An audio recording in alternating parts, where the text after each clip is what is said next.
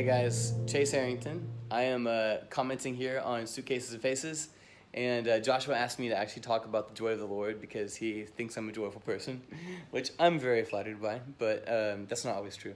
I want to actually, I guess since we're talking about like, sort of addictions, or we're talking about, feeling like we're kind of bound by this world, or we feel stuck in ourselves.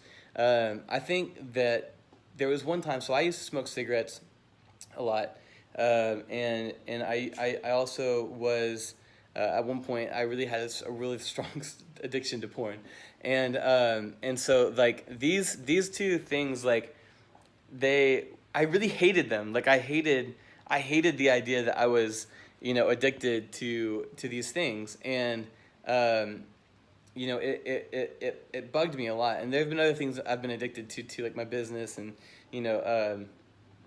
wanting friends or something like that. I don't really know. Like I just. But the thing is, here's the deal. There's an actual really good story about a plane. All right, so there's this pilot. He gets on the plane, and they take off. Everything's fine. They get up a few thousand feet, and they start noticing the circuits are kind of going away. They're like flickering and stuff. So the guy's like, okay, and maybe it's just a fluke. So he gets up, and they realize that it keeps flickering and stuff. So now they're too high to even land the plane, because now if they don't have enough time to land the plane to like fix it. So they're like, oh my gosh, what do we do? Well, they realize there's a rat on the board. So there's a rat that's chewing at the wires, chewing at the cables, and it's causing these big circuit problems on the plane.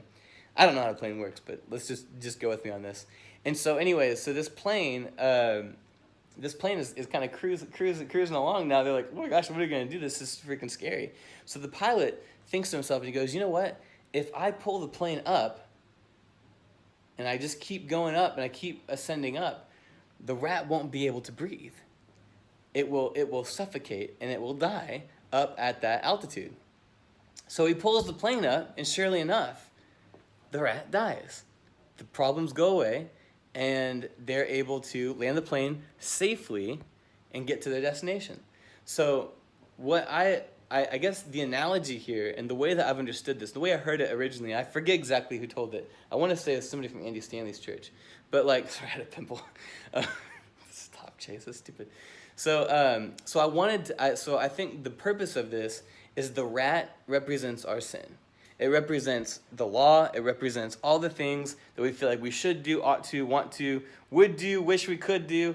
The things we wish we were, wish we had, wish we didn't have, all those things. The things that we just kind of like aren't okay with, right? So that rat has to die. You got to kill it. You can't get up out of the cockpit and go back and deal with the rat. You have to just keep pursuing higher, because if you keep pulling up to a higher altitude, the rat has to die. So in your life, whatever you're struggling with, and in my life, actually, this is a very important analogy for me. But when we keep pursuing the Lord, when we keep spending time in His presence, we pursue Him daily, and we put Him first in our lives, and we continually spend time in His prayer. We surround ourselves with positive people who are going to build us up. We get nourished. Like when we find ourselves in that position, right? When we keep spending time around that, and we keep pulling up, the rat is going to die. So in the Christian life, in the Christian walk, when we claim Christ, we have new desires in our heart, and so our sin hurts. Our sin is painful because we know the love of God, we know the joy of God, we know the peace of God, and so when we sin, it actually goes against us. It's like we know that it's there. We feel the burden of it. And the way to address it, and what Jesus says, is it's through faith. It's not by works. It's nothing, so that no man can boast. We don't want to go and boast. If I went and I was like the most non-addicted person in the world, right? And I felt like I achieved it, and I did every single step and all this stuff, like, and now I'm gonna go boast about it. All I've done is I've earned it. And it's just one switch away from being off. But God's not doing that with us. He wants to make us brand new. He wants to put you on the right track. He wants to create a brand new person in you. And He can do that through His Spirit. but you're going to have to let him do the work. He's got to do the heavy lifting. So you got to allow God to take you higher, to move you up, and let those rats in your life die. That is how you have joy in the Lord. That's how I find joy in the Lord. When I just thinking about this reminds me of a lot of joy that I have in my heart. I don't always experience that joy. I have to remind myself of this daily. This is not something that just like, it's not just a magic pill completely. Like, it sort of is in a way, because it's a free gift from God. Like, he does it in us. Like, he moves it through us. We have to allow him to do it. We have to give him permission. We have to, God's a gentleman. He's standing at the door. We got to open it. You got to open the door. You got to let him in.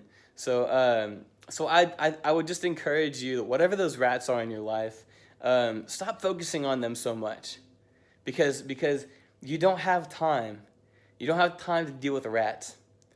You have to keep pursuing God. And when you pursue God, he continues to renew you, and then you become a new person, and those rats fall away. That's my message. Keep pursuing the Lord. Thank you. That's when you found me. That's when you found me. That's when you found me. I was laying on the ground, I couldn't move. That's when you found me. That's when you found me. That's when you found me. I was at my final breath, embracing death. That's when you found me.